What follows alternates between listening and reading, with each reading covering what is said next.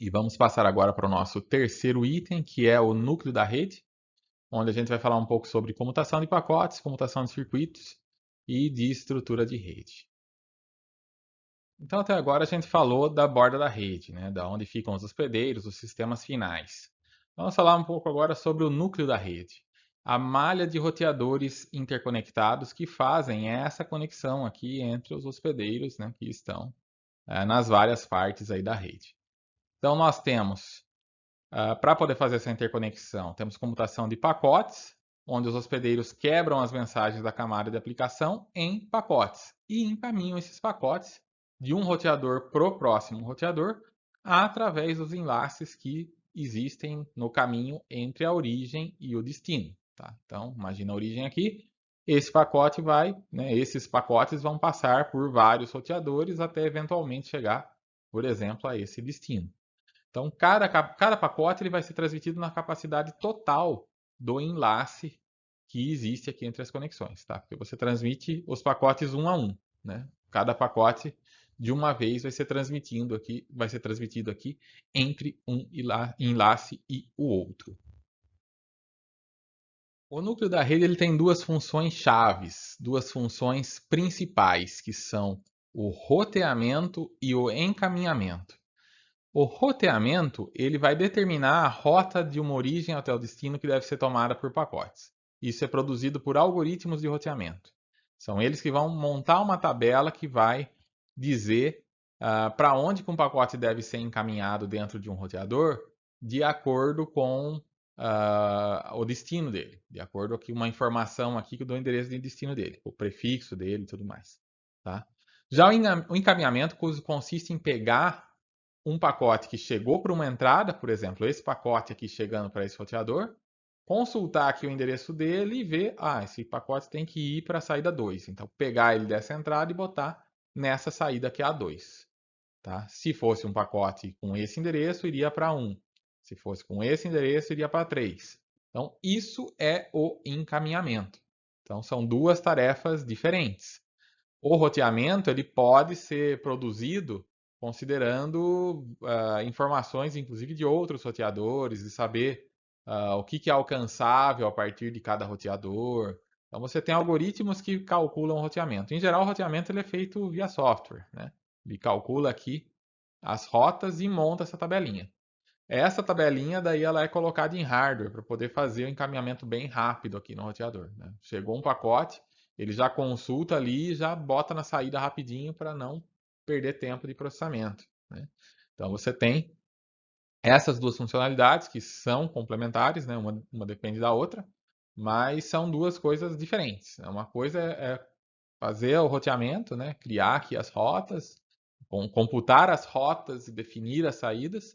E a outra coisa é fazer o encaminhamento, que depende aí das rotas pré-calculadas, certo?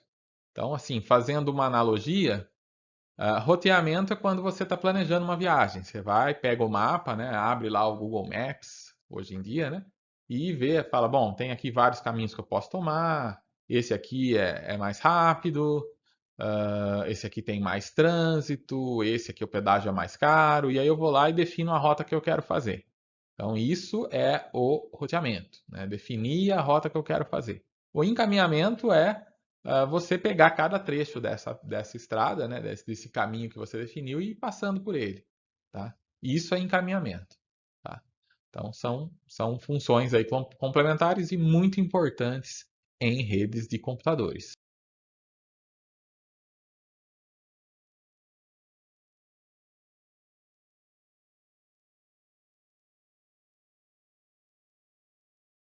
A comutação de pacotes funciona num sistema de armazenar e encaminhar. Isso quer dizer o quê? Se esse computador está transmitindo pacotes para esse destino aqui, ele vai transmitir os pacotes um a um, bit por bit, para esse roteador aqui que está no caminho entre os dois. Esse roteador não pode começar a transmitir esse primeiro pacote enquanto ele não terminar de receber esse pacote. Então, quando ele termina de receber o primeiro pacote, aí ele começa, tendo o pacote inteiro em sua memória, ele começa a transmitir esse pacote para o destino. Tá? Nesse tempo, o segundo pacote aqui da fila já começa a ser transmitido para ele. Tá? Então, vai levar L dividido por R segundos, como a gente já viu, para transmitir pacotes de L bits e um enlace de RBPS. Tá? Então, aqui temos um enlace, vai levar L dividido por R para passar por aqui. E vai levar mais L dividido por R para passar por aqui. Porque são dois enlaces, né, no caminho entre origem e destino. Tá? Então, o atraso fim a fim, nesse caso, é 2L dividido por R. Assumindo que não tenha nenhum atraso em propagação. Isso não existe. Né? Sempre, também tem o tempo que demora para um bit sair daqui e chegar aqui. Que vai depender do quê? Do meio que está sendo usado, né? E da taxa de propagação. Quanto mais distantes estiverem esses nós, quanto maior for esse enlace, tem a taxa de propagação. A gente vai falar disso mais tarde, tá? Mas por enquanto, a gente está vendo um atraso de transmissão, que é o tempo que demora para você botar esse pacote inteiro aqui na rede para ele chegar do outro lado. Então, nesse caso, é L dividido por R. E daqui mais L dividido por R dá o total de 2L dividido por R. Se um pacote tiver, por exemplo, 7,5 megabits e você tiver um enlace de 1,5 megabits, você vai ter um atraso de 5 segundos para a transmissão. Tá? Esses valores são apenas exemplos. Tá? Então, em redes normais, redes Ethernet locais, por exemplo, a gente usa pacotes bem menores e para conseguir uma taxa, né, 5 segundos seria uma taxa muito alta. A gente trabalha com taxas bastante menores aí de milissegundos.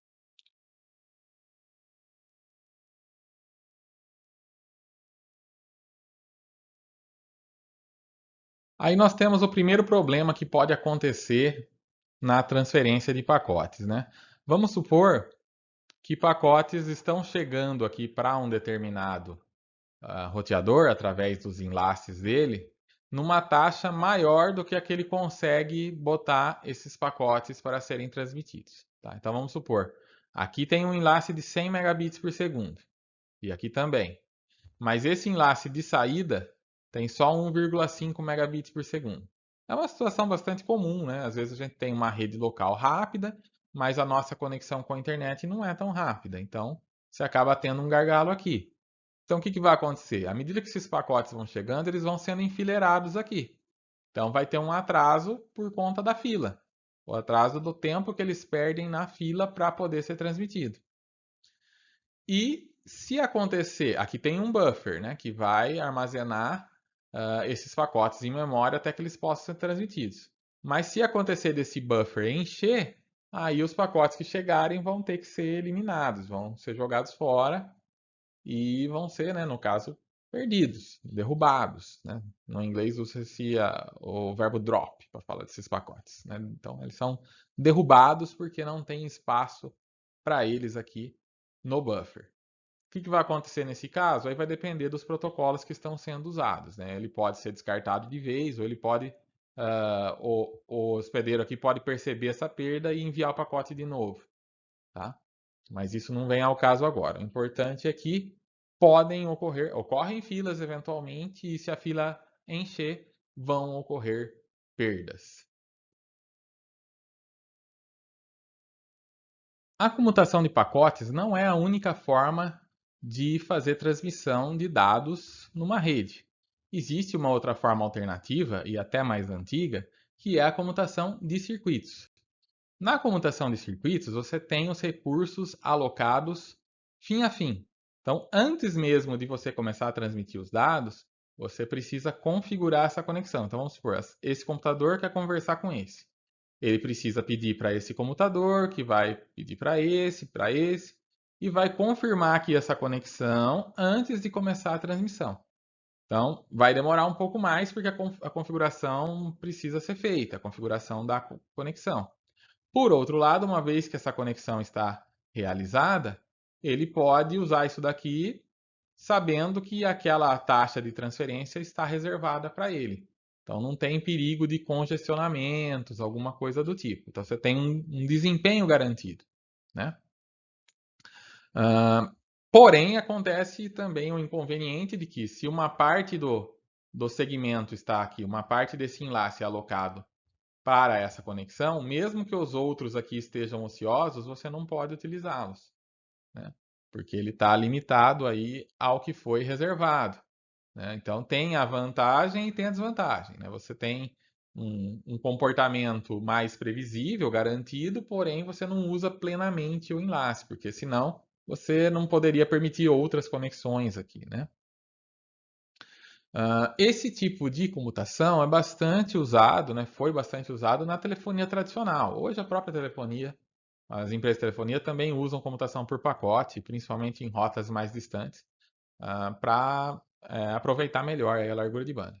Mas antigamente quase toda a comunicação de telefonia era feita por comutação de circuitos. Então imagina que você tem um telefone aqui, você conversar com outro telefone aqui, você disca o número e ele vai criar o circuito por todo o caminho aqui entre os dois telefones para que essa conexão seja realizada.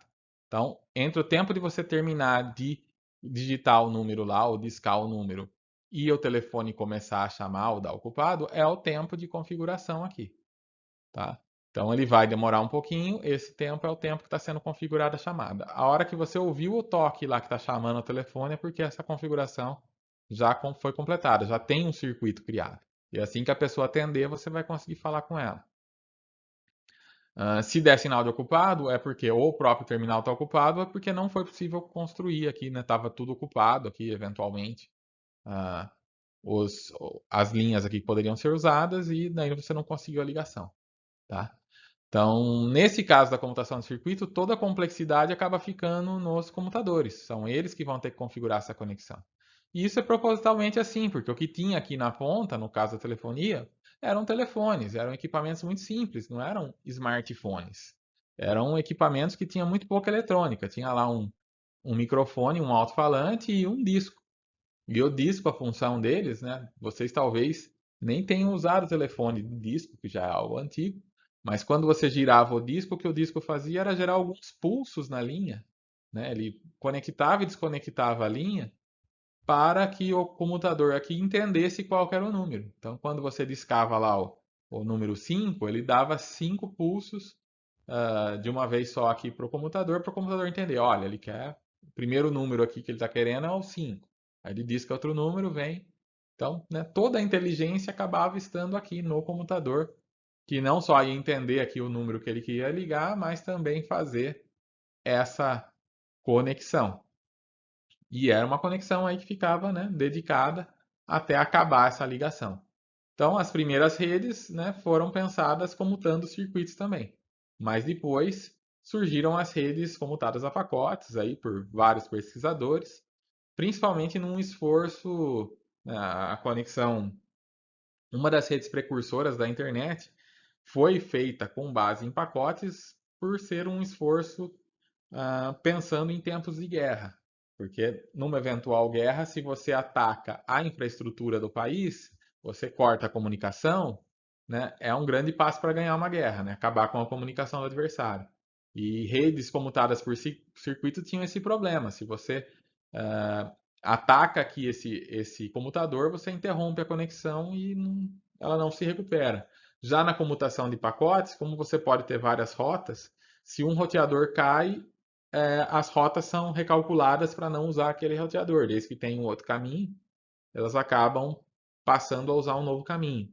Então você cria aí uma certa resistência, né, uma certa robustez a eventuais ataques, no caso de uma guerra, por exemplo. Tá? Então existem essas duas formas de comutação. A comutação de circuitos também é uma alternativa e há algumas redes que utilizam comutação de circuitos também.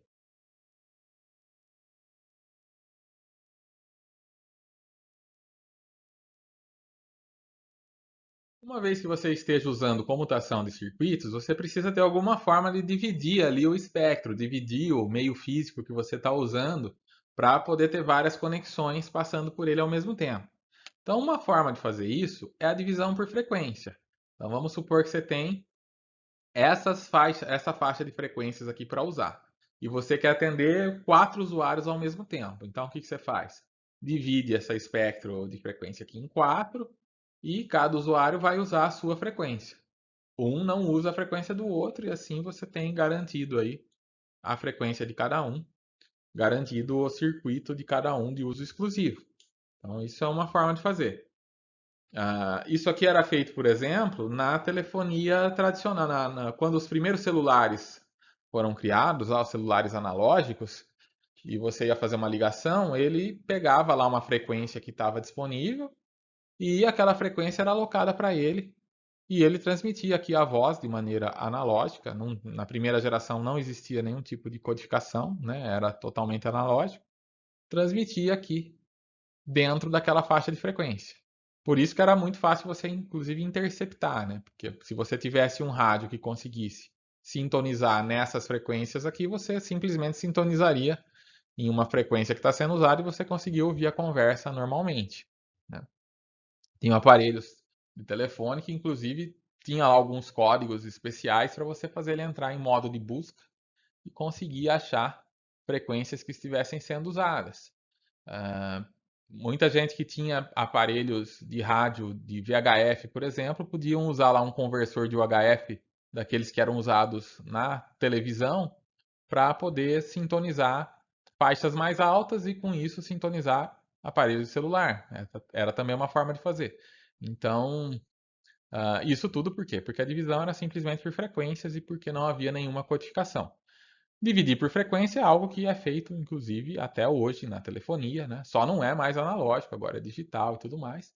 Mas ainda se divide por frequência. O GSM, que a gente usa no dia a dia, né, também divide por frequência, além de dividir por tempo. O que é divisão por tempo? Divisão por tempo é uma divisão em que, em vez de dividir a frequência, você pega a frequência completa e usa ela completa, mas você dá slots de tempo para cada usuário que quer transmitir. Então, o usuário azul ele tem esse slot aqui e ele precisa transmitir só nesse slot.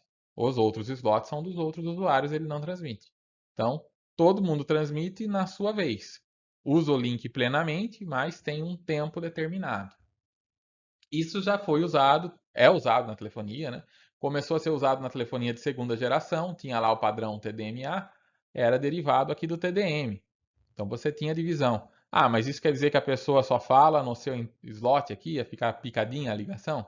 Não, porque a ligação era digital já nesse caso, né? Então você codificava o sinal digital e quebrava ele em pedaços para ser transmitido. E como esses slots rodavam muito rapidamente, né, questão de milissegundos aí, então a pessoa do outro lado naturalmente não ia perceber muito atraso, não ia perceber esse atraso, né? E, e o sinal era recomposto, né? O sinal digital transmitido em cada slot era recomposto, decodificado e reproduzido do outro lado, tá? Então hoje o GSM, que é muito usado na telefonia, né, de terceira geração, ele é uma combinação de FDM e de TDM. Divide por frequência, divide por tempo. Então quando alguém está fazendo uma ligação, é definido um slot de frequência e um slot de tempo. E aí ele transmite nesses tempos e frequências pré-determinados. Então é muito usado isso em várias formas de comunicação de redes. E é uma forma de comutação de circuitos, né? Você tem, uma vez que está alocado isso aqui, esse tempo, essa frequência para o usuário, é dele até que a conexão termine. Comparando a comutação de pacotes com a comutação de circuito, a comutação de pacotes ela permite que mais usuários usem a rede. Por quê? Imagina que você tem um enlace de 1 megabit por segundo, tá? Cada usuário ele vai usar 100 kbps por segundo quando ativo e ele só fica ativo 10% do tempo. Se você faz a comutação de circuito, você vai ter no máximo 10 usuários, tá? Ele vai, quando ativo, ele tem 10% desse 1 mega que é 100K. Ainda que ele fique ativo só 10% do tempo, você não pode colocar mais usuários porque não tem espaço. Senão, a hora que ele estiver ativo, ele vai ter menos do que 100K. Então, você fica limitado a 10 usuários. Agora, se você usar a comutação de pacotes e você tiver 35 usuários, a probabilidade de ter mais do que 10 ativos ao mesmo tempo, ela vai ser menor do que 0,0004, tá? Então, é muito mais vantajoso nesse caso, né? Como os usuários ficam muito tempo ociosos, você usar a comutação de pacotes. Se tiver só um usuário ativo, ele tem 1 mega para ele, é mais do que o 100K que ele precisa. Tá? E se for 2, 3, 4, 5, 6, até 10 ainda vai, eles vão conseguir cada um 100K. Eventualmente vai ter mais que 10, mas aí nesse caso eles não vão conseguir o 100K. Mas é algo que vai acontecer muito raramente, como a gente viu aqui. Então, esse é um caso em que a comutação de pacote vai funcionar melhor. Isso funciona na internet? Depende do uso, tá? Então imagina uma rede onde tem um radiologista que vai usar a rede para baixar a imagem e fazer o relatório dela, fazer o laudo dela. Ele gasta 10% do tempo para baixar a imagem. Os outros 90% do tempo ele está escrevendo o laudo, ele não está usando a rede, tá? Então, e aí? Esse tempo é um tempo ocioso. Se você deixa a conexão ativa lá reservada para ele, vai ser tempo perdido, vai ser tempo que poderia estar sendo usado por outros usuários da rede.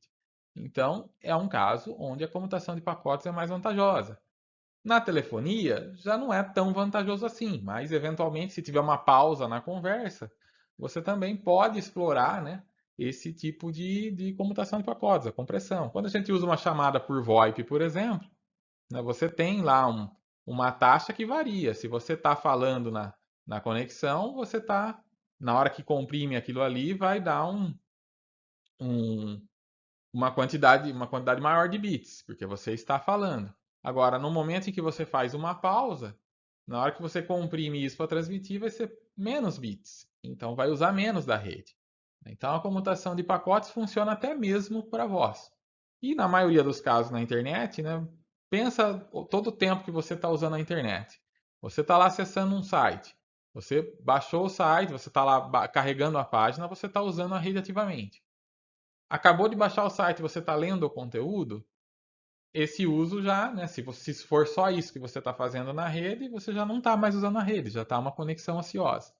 Então, em muitos casos, é mais vantajoso você usar a comutação de pacote em vez da comutação de circuitos.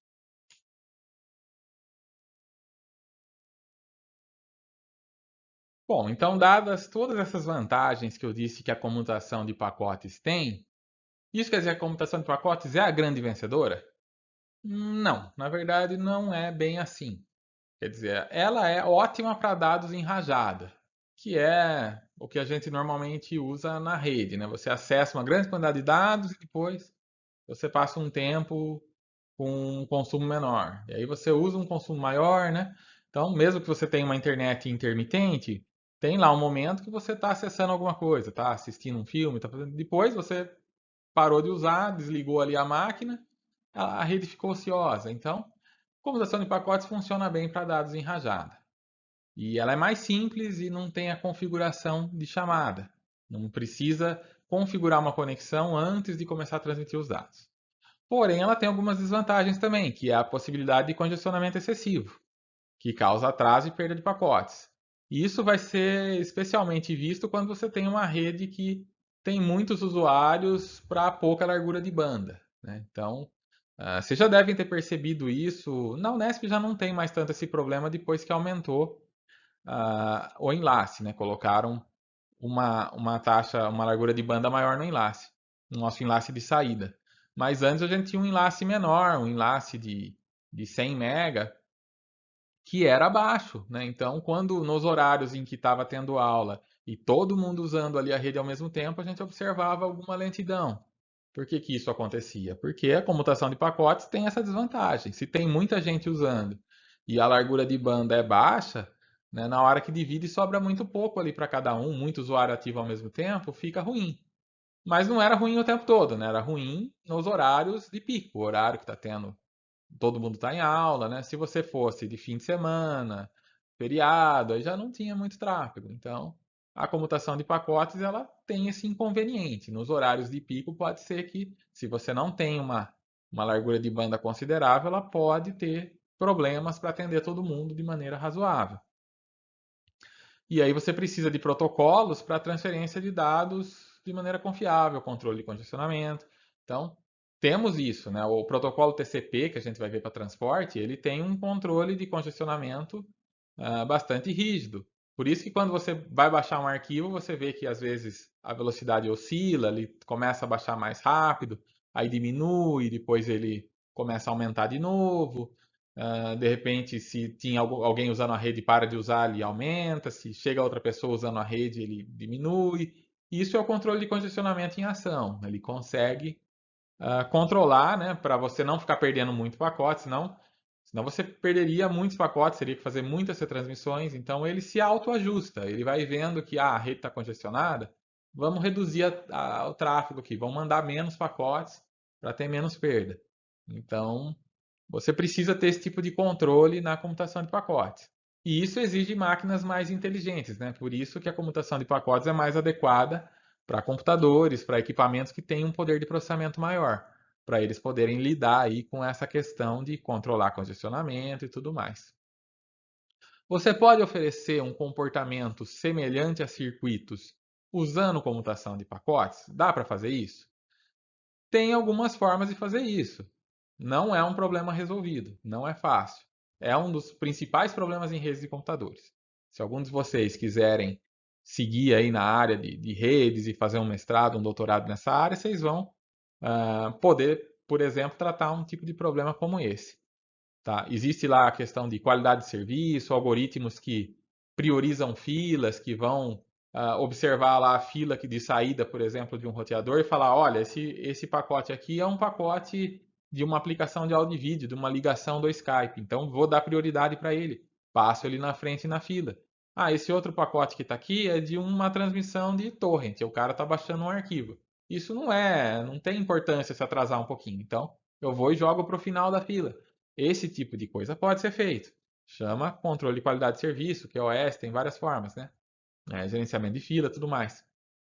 Mas não é algo simples, é algo que consome recursos, é algo que às vezes você pode ter dificuldade de identificar o pacote, dependendo do tipo de controle que você está fazendo. Então não é algo fácil de fazer. E num circuito você tem isso de graça, entre aspas, aí, né? Você consegue, se você controla, se você cria lá um circuito para transmitir áudio e vídeo, você tem uso exclusivo dele e não vai ter problemas.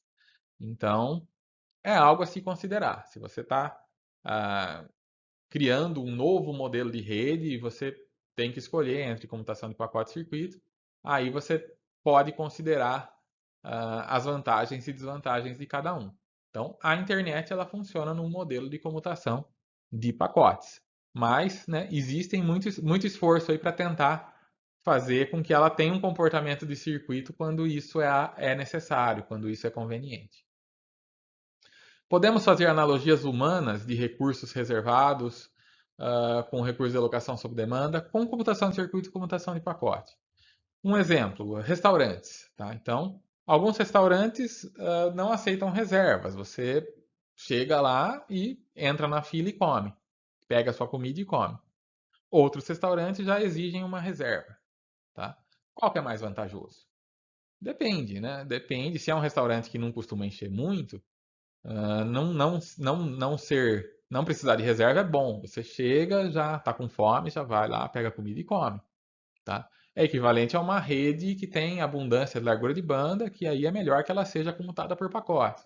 Agora, se é um restaurante que vive cheio, aí fica complicado, porque às vezes você chega e tem que ficar numa fila enorme lá, passando, né?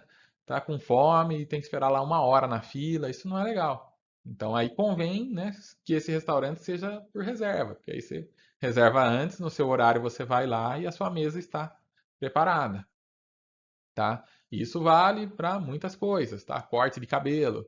Você chega, às vezes o cabeleireiro que eu costumo ir, ele não marcava horário. Então, às vezes, eu chegava lá e tinha muita gente na minha frente. Agora, com a pandemia, para evitar aglomeração, ele começou a marcar horário. De certa forma, eu até gostei, porque agora eu marco meu horário, chego e não preciso, né, esperar pela minha vez. E como ele tem uma demanda alta, né, isso acaba sendo vantajoso porque eu consigo não esperar na fila. Por outro lado, eu preciso me planejar também. Eu não posso, né, dar 5 minutos e falar, tô indo lá porque, né, não tem como fazer o corte sem o agendamento. Então, tem vantagem de uma forma, tem vantagens da outra forma. Depende do tipo de aplicação que está sendo feita. Como nós falamos anteriormente, a internet é uma rede de redes. Tá? Então, os sistemas finais eles se conectam à internet via provedores de acesso e existem então provedores de acesso residenciais, empresariais, universidades. Né? Então, nós queremos ter internet em casa, nós precisamos contratar um provedor residencial, por exemplo. Né? Então, esses provedores, por sua vez, eles precisam estar interconectados. Então, se eu sou assinante de um determinado provedor, eu não quero poder mandar e-mail ou acessar sites que estejam só hospedados nesse provedor. Eu quero poder mandar e-mail para qualquer pessoa no mundo. Então, assume-se que precisa existir uma interconexão. Né? A internet é isso, é uma rede de redes, onde todas essas redes precisam estar interconectadas, para que quaisquer dois hospedeiros no mundo, em qualquer país, em qualquer lugar, possam enviar pacotes entre si. Eu posso, né, estando conectado à internet, criar uma conexão. Né, se tiver alguém de qualquer lugar do planeta querendo criar uma conexão comigo, eu preciso ter como criar essa conexão e enviar pacotes. Então, a rede de estruturas, a rede resultante disso, ela é muito complexa. Né? E a evolução dessa rede, ela não aconteceu pensando em desempenho. Se ela fosse pensar em desempenho, a gente poderia, né, fazer um planejamento bem equilibrado, onde qualquer hospedeiro de qualquer lugar tivesse ali uma mesma largura de banda para acessar, todas as conexões fossem rápidas, latências baixas. Se fosse com base em desempenho, seria assim. Mas não foi assim que aconteceu. Na verdade, o que guiou o desenvolvimento da internet foi a questão econômica e de políticas nacionais. Né?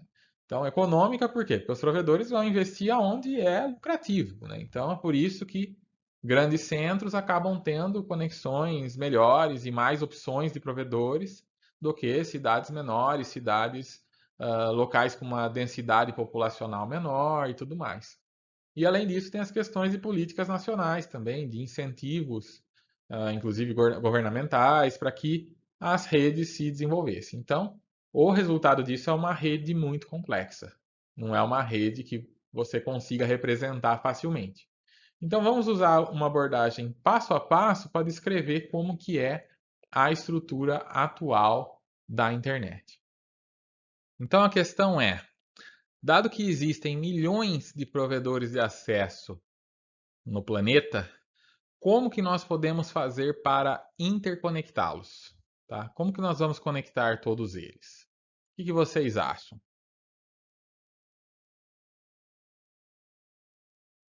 Então, uma estratégia mais ingênua aí para isso seria pegar cada provedor e conectá-lo com todos os outros.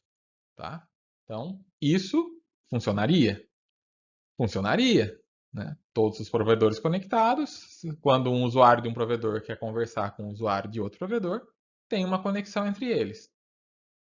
O problema disso é que esse tipo de solução não escala, né? Pô, é da ordem de n ao quadrado conexões. Né? Imagina cada provedor ter 1 milhão de conexões aí com todos os outros provedores. Não ia ter como fazer isso. Isso seria totalmente inviável, não dá. Uma outra solução seria então criar um provedor global que tivesse aí uma rede chegando em todos os continentes ou em todos os países, e aí esses provedores locais eles se conectariam a esse grande provedor global. Tá? Então seria um provedor de trânsito global. Ele ficaria aqui no centro, né, dessa rede e ele faria a interconexão, né, entre todos os provedores menores. Então, cada provedor menor está conectado aqui no ponto mais próximo desse provedor global. E esse provedor global ele faria o trânsito aqui entre os demais provedores. Né? Então, se esse provedor quer conversar com esse, ele vai criar uma rota aqui via provedor global para chegar. Tá? Mas para isso ser viável financeiramente, né, o que o provedor global ganha com isso, né? Os provedores de acesso cobram dos seus clientes. E o provedor global? Bom, o provedor global vai cobrar dos provedores locais aqui, das redes de acesso. Então, vira um sistema em que esses provedores têm os seus clientes que pagam pelo acesso e, por sua vez, eles são clientes do provedor global, que passa a ser um fornecedor dessa rede global para todos os seus clientes, todas as redes de acesso. Então, isso provavelmente funciona, isso é algo que funciona. Mas se um provedor global é algo viável, que dá lucro financeiramente interessante, a tendência é que vão haver competidores. Então, de repente, passam a existir vários provedores globais. Provedor A, provedor B, provedor C. Eles vão concorrer entre si para fornecerem acesso global aí às redes de acesso que são menores. Tá? Então, agora temos mais competidores, temos, né, mais vantagem, inclusive, vai ficar mais barato, porque tem provedores competindo aqui para fornecer esse acesso global. Mas se um provedor local é um negócio viável e cada um tem aí os seus clientes, então isso significa que os provedores globais também precisam estar interconectados, certo? Eles vão ter que ter algum tipo de conexão entre eles. E é aí que entram as conexões de parceria, tá? Então, se existe um fluxo de dados tão grande de A para C quanto de C para A, eles podem falar, olha, né, vamos fazer uma parceria aqui entre nós, vamos criar um enlace entre nós, que ninguém precisa pagar para ninguém, né? Eu atendo meus clientes que querem conversar com os seus e você atende seus clientes que querem conversar com os meus. Então, isso vira uma parceria. A parceria só é viável quando, né, A e C têm mais ou menos o mesmo tamanho, atende mais ou menos a mesma quantidade de clientes, né? Porque se não é assim, se fica algo desbalanceado, né, a tendência é que A fala assim, mas espera aí, só você está levando vantagem nessa parceria, né? Seus clientes estão querendo usar aqui estão querendo se conectar com os meus e tem muito mais dado fluindo daqui para cá do que, né, de lá para cá. Então, nesse caso, não seria uma parceria, e seria uma relação de cliente e consumidor, de cliente e fornecedor. Mas, em casos onde a distribuição é igual, aí nós temos a parceria, né? Então, no caso de provedores globais que têm aí uma atuação similar, uma cobertura similar e uma quantidade de clientes similares, a tendência é que existam parcerias para que a rede fique de fato global, né? Porque não adianta nada um provedor global isolado dos outros provedores globais. Nenhum provedor global consegue chegar realmente em todos os cantos do planeta, né? Isso seria muito custoso e muitas vezes economicamente inviável. Então, o que acontece é que acabam surgindo redes regionais, redes que acabam suprindo uma determinada região e que atendem aí as redes de acesso daquela região. Essas redes regionais acabam virando clientes aí de um provedor global, tá? Então a nossa hierarquia acaba ficando bem complicada. Nós não temos uma hierarquia perfeita com provedores de nível 1, de nível 2, né? Então você tem redes de acesso que estão conectadas em redes regionais, que estão conectadas em redes globais. Você tem redes de acesso que podem estar conectadas diretamente com redes globais, porque naquela região a rede global tem um atendimento. Você pode ter redes regionais que estão conectadas em dois provedores globais diferentes, porque assim elas têm uma certa resistência maior, né, uma redundância aqui, caso um dos enlaces caia, ela consegue continuar fornecendo acesso para os seus clientes através de uma outra rota. Enfim, isso é bastante comum, né? Existem muitos casos, né, de redes que tem mais do que um caminho, porque se acontece alguma coisa, né, com um dos provedores, ela tem uma alternativa, tem uma rota alternativa para usar para não deixar de atender os seus clientes. Também acontecem, né, as parcerias, como a gente já viu, e eventualmente existem pontos de troca de tráfego, né? Em português a gente chama isso de PTT, ponto de troca de tráfego. Em inglês a gente chama de IXP, Internet Exchange Point. Aqui seriam assim lugares que são especialmente construídos aí para que várias redes se conectem, tá? Então isso aqui pode ser criado por companhias terceiras aqui, né, que não precisam necessariamente ter relação com os provedores, né? Poderia ser uma empresa que chega aqui e fala, olha, tem um local aqui de fácil acesso para se passar rede, né, para se passar cabeamento e tudo mais, e estou oferecendo para quem quiser, né, para provedores globais, locais aí que queiram chegar, né, provedores regionais que queiram chegar e fazer trocas de dados com os provedores. Então ali vai ser um ponto para ter essa troca do tráfego, para evitar que você tenha que ficar, né, é um único lugar onde você pode se conectar daí com vários outros provedores, com várias outras companhias. Então fica mais fácil. Em alguns casos, isso inclusive é governamental, né? O próprio governo vai e banca esse lugar ali para onde as redes privadas podem chegar e se conectar.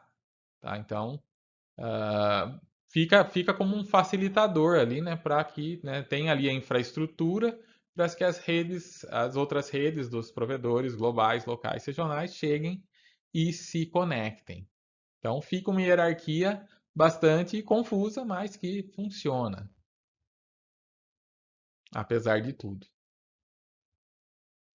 Um outro problema que surgiu aí conforme a internet foi evoluindo e novos serviços foram surgindo, foi que os provedores de conteúdo começaram a se ver em desvantagem aí com relação à forma como os provedores globais, regionais trabalham, tá? Provedores de conteúdo como o Google, eles perceberam que eles precisavam pagar também, né, para poder fornecerem os seus serviços, né? Eles precisavam estar conectados aos provedores globais e eles pagavam por esse tráfego. Pagavam para que o provedor global levasse o seu tráfego, né, levasse os seus dados para os usuários que acessam serviços, como é o caso do Google. E o problema, né, é que eles não achavam, né, esses provedores de conteúdo começaram a achar que não era justo esse tipo de coisa. Porque muitas vezes o motivo pelo qual você paga a internet é para poder usar esse tipo de serviço. Serviços como o que o Google oferece. O Google tem muitas formas aí de entretenimento e serviços corporativos e tudo mais. Então, ele é a razão pelo qual as pessoas têm internet, né? Você assina a internet para poder usar um serviço como um YouTube, um Netflix e etc. E o provedor de conteúdo está ganhando, o provedor global, os provedores de trânsito estão ganhando dos dois lados. Ele ganha do cliente que quer acessar o serviço e ele ganha do provedor de conteúdo que está oferecendo o serviço. Teve inclusive casos de brigas aí entre provedores de acesso, né? Nos Estados Unidos aconteceu isso, Comcast, Netflix, aqueles problemas da empresa que o Netflix falando, olha, se você está acessando o Netflix e não tá boa a imagem, a qualidade está ruim, é porque o provedor, né, o provedor tal, tá, não está tendo largura de banda suficiente. A culpa é do seu provedor, né? O provedor aqui que não está entregando os dados. O provedor, por sua vez, fala: não, nós podemos entregar seus dados, mas vocês precisam pagar mais pelo tráfego. Vocês geram muito tráfego na nossa rede e isso tem custo, então vocês precisam dividir aí a fatia do bolo com a gente. Então, esse tipo de problema que surgiu fez com que os provedores de conteúdo quisessem criar suas próprias redes. Para quê? Para poder. Qual que é a vantagem, né, de um Google, por exemplo, ter a sua própria rede de provedor de conteúdo? A vantagem é que ele não precisa ficar dividindo a receita com o provedor de trânsito global e também ele tem um controle muito maior, porque na rede interna dele só circula os dados dele. Então ele tem um controle muito maior desse tráfego, de latência e tudo mais. Então convém para uma empresa do tamanho do Google de ter a sua própria rede. Então, eles vão e chegam o mais próximo possível dos seus clientes. Então, por exemplo, o Google tem sede lá na Califórnia, mas eles têm servidores ali em São Paulo, junto ao PTT de São Paulo, aonde os provedores aqui locais, os provedores regionais, conseguem se conectar e acessar o servidor ali, um servidor espelho do Google, aqui, né, localmente, sem precisar ir até lá na Califórnia, né? Então, por isso que se você der um ping no servidor do Google, no servidor do www.google.com, você vai ver que é uma latência muito baixa, não é uma latência de conexão internacional.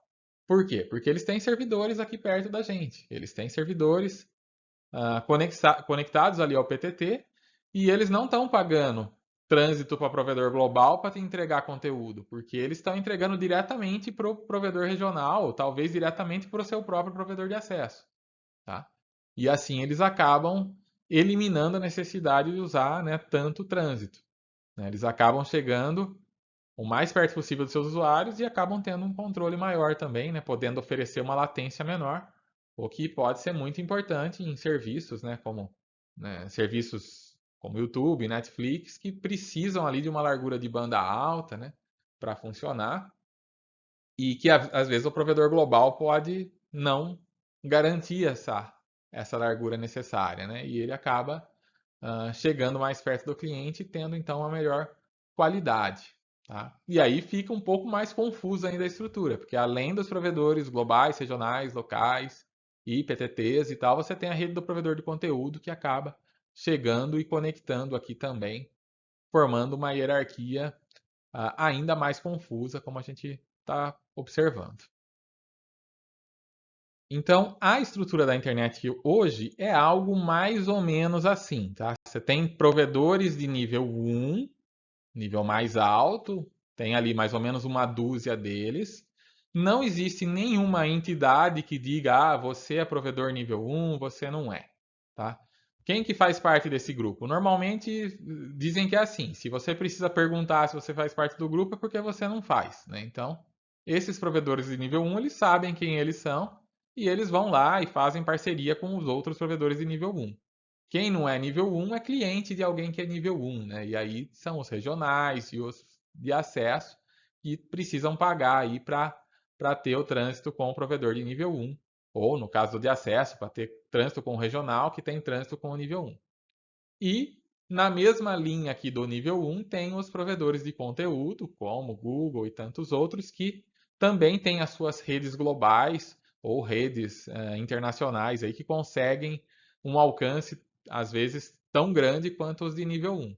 E eles chegam lá e vão até os provedores regionais, vão até os PTTs e vão, às vezes, até diretamente aos provedores de acesso para fornecerem aí uma qualidade de serviço melhor. Então é por isso que serviços como o Netflix às vezes conseguem entregar uma qualidade que provedores de conteúdo menores não conseguem. Às vezes você pergunta, pô, por que eu consigo ver o Netflix com uma qualidade muito boa, tenho uma internet boa, acesso a Netflix com qualidade boa, mas se eu vou acessar alguma coisa num outro provedor de conteúdo menor, regional, de algum outro país, eu não tenho uma qualidade tão boa. É porque eles não, né? Aí você está dependendo de conexões com provedores globais e tudo mais. Né? Enquanto que o Netflix, ele às vezes está lá no seu provedor de acesso, e em muitos casos ele tem até servidores que ficam instalados dentro do provedor de acesso com cópia dos principais conteúdos ali, como cache e tal, para fornecer o melhor serviço possível. Tá? Então, na pior das hipóteses, esses serviços grandes como o Google estão no PTT ali, no PTT de São Paulo, no PTT, nos PTTs regionais, né? De São Paulo no nosso caso aqui, né? Que estamos no estado de São Paulo.